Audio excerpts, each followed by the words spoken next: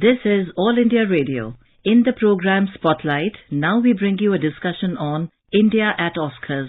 The participants are Murtaza Ali Khan, film critic, and Omvesh Upadhyay, AIR correspondent. India shone brightly at the 95th Academy Awards. The sentiments of a billion Indians hooted on the top of the world after Natu Natu from S.S. Rajamouli's blockbuster RRR won the Best Original Song, and The Elephant Whisperers, a heartwarming film on the deep bond between a pair of elephants and their humans, directed by Kartiki Gonsalves and produced by Guneet Monga, won the Best Documentary Short Award at the Academy Awards. To discuss on the triumph of India at Oscars, we are joined by film critic Murtaza Ali Khan. Welcome to the program, Mr. Khan. Thank you so much. And to begin the discussion, as we know that the world has grooved to the tune of Natu Natu, and now it won in the Best Original Song category, and The Elephant Whisperers brought home an Oscars as well. Does this double win further opens door for Indian industry to continue the glorious work on the global stage? I think it's a major triumph for Indian cinema. It's really double glory, but I for one wouldn't see this in isolation. I see this as the rise of brand India, this new India that's been showcasing its might in so many different avenues, whether we look at this presidency year of the G20, whether we look at our triumph at the Olympics with Neeraj Chopra winning the gold, or whether we look at our triumph in the cricketing field with us qualifying to the Test Championship finals. So I think on all avenues, in every space, we are really taking India to new heights. So I think this is really a time to celebrate brand India, and this is really the beginning. I feel that the first 100 years of Indian cinema were about, building up solid foundations. And now that we have the solid foundations in place, I think this is the time for us to take it to the next level. And I feel the next 100 years are going to belong to Indian cinema. And we are already seeing the glimpses, but I would say that it's only just begun. And to take the discussion forward, in this year's Oscars, The Elephant Whisperers became the first win in the documentary short film category for India that revolves around the sweet tale of elephants and their caregivers. Interestingly, it was in 2019 that a documentary titled Period, End of a Sentence, set in Uttar Pradesh Hapur district won an award for Best Documentary Short Subject. It was also produced by Guneet Monga's production. So all the way from Bhanu Athaya to now Guneet Monga and Kartiki Gonsalves, can we say that this is the time of ladies leading from the front and inspiring more women to come and try their luck in the film industry? India's value system has been so strong, and the society has always given importance to women. We are a society and a civilization which looks up to women as goddesses, and we have had some wonderful role models over the past. We have seen the triumph of Bhanu Athaya. We have seen what Guneet Monga has achieved. We have also seen what Kartiki Gonsalves has achieved. So I think this is a new chapter in the history of Indian storytelling, how the women storytellers are showing to the world that there is a cinema beyond the masculinity, there is a cinema beyond the brutalities that we get to see in the Western space, so much of violence, so much of anger, rage. Here is a new kind of cinema which is pacifying the world, which is uniting the man with the nature, overcoming the greatest conflict that the world is facing. At a time when we are dealing with the issue of global warming, the environmental issues are becoming more and more worrying. I think India is really showing the world the path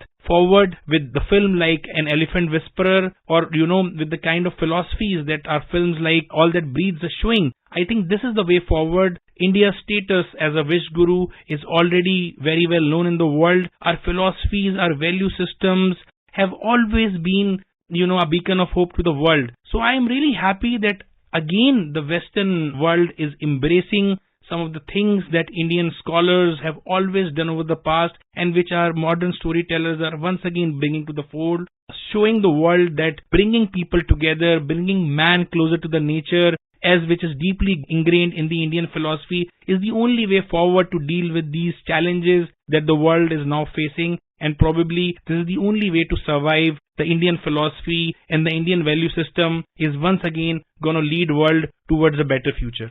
You mentioned about All That Beats, a Shaunak Shane's documentary that talked about, if I'm not wrong, a bird's hospital. So how Indian filmmakers are mastering the art of short filmmaking and amazing the world, Mr. Khan? See, the documentary is one format that has given the world so much. If I take you to the days of Ziga Vertov, who made Man with the Movie Camera, or if you look at Nanook of the North by Robert Flaherty, you see from that day till date, whatever has happened in the filmmaking space, the documentary filmmakers have had the strongest impact. In fact, they are the people which have allowed the medium to grow. If you look at the French New Wave, some of the camera persons that were employed by the likes of Jean-Luc Godard and François Truffaut were actually documentarians. So it really fills my heart with joy when I see these bright young kids on the horizon, people like Shaunak Sen, people like Rahul Jain, which are consistently making documentaries of international quality, which are universal in nature, which are also getting recognized globally. So I think this is a kind of medium that India has shown a rare mastery over. In the past also we have had films like Cinema Travelers, and we have had short films like Period, now Elephant Whisperers, All That Breeds. Rahul Jain has been making some very interesting films like Machine. I think this is the space that India has truly mastered, and I would like to appeal to the ministry that why not have a channel dedicated to documentary filmmaking. Let's inspire younger storytellers to take up documentary filmmaking, because this is a medium which don't even require you to spend a lot of money. Yes, you need to come up with innovative ideas, but even in small budgets, you can make films that are truly universal. So I would be happy to see more young filmmakers coming to the fore. Shaunak Sen, Rahul Jain, and all these wonderful young filmmakers are showing a new kind of a path to the modern generation and the upcoming generation of Indian storytellers. And documentary is really a medium that has a lot of potential, and which the world is now seeing through the eyes of these young, bright talents hailing from India. And we talked about Shaunak Sen, you mentioned about Rahul Jain. How these young filmmakers of modern India who are trying their art in the short filmmaking are paying a true tribute to Satyajit Ray, who was given an honorary Oscar award in 1992 for lifetime achievement. See, Satyajit Ray was a trailblazer. He was inspired by Italian neorealism. During a time he stayed in Europe, he watched Bicycle Thieves, and then when he came to India, he thought that he should also do something on similar lines, and that's how he made Patha Panchali, which also started the Indian neorealistic movement, and the rest, as they say, his history. And over the years, he made some amazing films which were universally acclaimed, films like Jalsa Ghar, films like Devi, films like The Chess Players. His body of work has always inspired filmmakers all across the globe. I've talked to Iranians, I've talked to people from China, I've talked to people from South Korea, I've talked to people from the European countries as well as the US, and a lot of them cite Satyajit Ray as an inspiration. In fact, Wes Anderson came to India all the way to shoot this film Darjeeling Limited, because he wanted to pay a tribute to Satyajit Ray, because his cinema has inspired him to become filmmaker in the first place. Similarly, these young filmmakers that we are now seeing on the horizon, the likes of Shaunak Sen, the likes of Rahul Jain, Guneet Monga, these are all, only taking the metal forward. This is something that Satyajit Ray showed the world, that Indian cinema is a place which can really be wonderful, which can really be eye-opening, which can show the world a new kind of aesthetics, a new kind of magical quality. And I think they are only taking this forward, and I'm really excited because now is the time when we are really in a space where we are able to exercise ourselves. There is no dearth of funds now. There is no technological lapse. India is really the leader, whether it's technology. We are really the leader when it comes to social media. Our leadership, has really been inspiring to the country, taking us forward in all walks of life. The young talents that are coming out, they are being supported wholeheartedly. So I think today the times have changed, and Indians, the young Indians particularly, are able to exercise themselves probably like they have never been able to do so. And I think this is only going to get better. We'll only see Indian cinema going from a position of strength to strength in the times to come as well. And Mr. Khan, today's India not only talks about itself, but we say Vasudhaiva Kutumbakam, that is, the word is one family. And if we talk about this in the context of 95th Academy Awards, we can say that it was also a night for all of South Asia, with multiverse, science fiction, action, adventure, everything, everywhere, all at once, making a clean sweep of almost every award it was nominated for. So Mr. Khan, would you like to highlight more on this as well?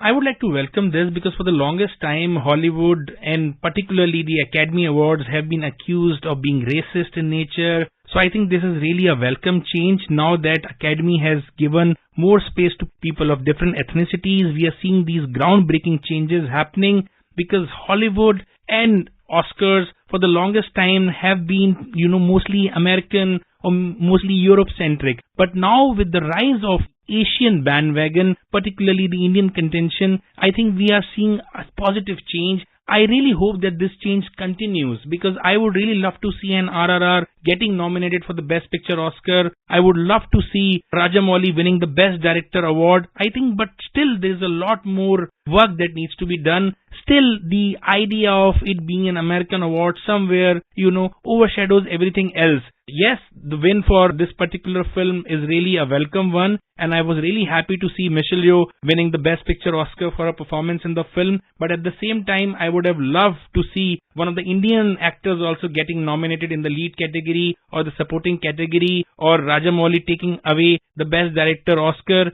because I think RRR has done it for India. It has shown the world that our cinema is really capable of making everybody dance to its tunes. Yes, Natu Natu has won the Oscar, but what RRR has achieved is something which is truly unprecedented. So many people, from the West that I've been talking to over the last 6 months, they have been raving about RRR. People from America, people from Europe, they all are saying that we haven't seen this side of Indian cinema yet. So it's like a pleasant surprise for them. But we all know that Rajamouli himself has been making some amazing films. If you look at his films like Bahubali, even before he made a film called Iga, which is about a fly taking revenge. So that is much ahead of some of the works that are being happening in Hollywood, which is becoming more and more regressive. Now without the superhero, franchises, I don't see it, coming out in a big way. So I think it's the time for Indian cinema, it's the time for Indian stories to rule the world. And I think this is an opportune moment where we can really exercise ourselves. Some of the youngest storytellers, Rajamouli and the people who are going to be, his successor, I think they have a great opportunity to capture, and I won't be surprised if the next 100 years of cinema truly belong to India. And then when we were discussing that how the West audience is dying to watch Indian cinema, can we say that our movie industry can replicate the success that till now only Hollywood enjoyed, or am I being too optimistic? See, Hollywood was very clever, in how it marketed itself, and for the longest time it has had access to some of the biggest financial supports, some of the biggest technological know-how that they had, but that is no longer restricted to them. Today, India is really big in a technological way. Today, our industries are capable of making big budget films, and I think now with the kind of resources that are available at our disposal, the kind of triumph that our talents and what our films have achieved already, at the global arena, I think time is really ripe for the Indian kind of cinema to really come out and not just compete with Hollywood, but also, leave Hollywood behind by leaps and bounds. And how this worldwide rise of Indian cinema will help to strengthen the soft power of India as well.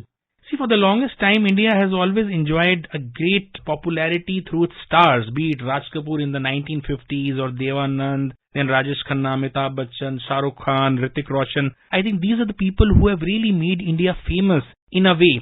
So soft power is something that India has always enjoyed. You look at any other country in the world and then you compare it to India. The kind of music that we have, the kind of dance culture we have, it all translates in Natu Natu. People were talking about Indian cinema being regressive, the use of, cinematic tropes wherein dance and music comes to the fore. People were saying that it's outdated. But Rajamouli has proven once again, and I think now the whole world has accepted this, that when it comes to dance, when it comes to music, when it comes to soft power, India is really the wish guru even here.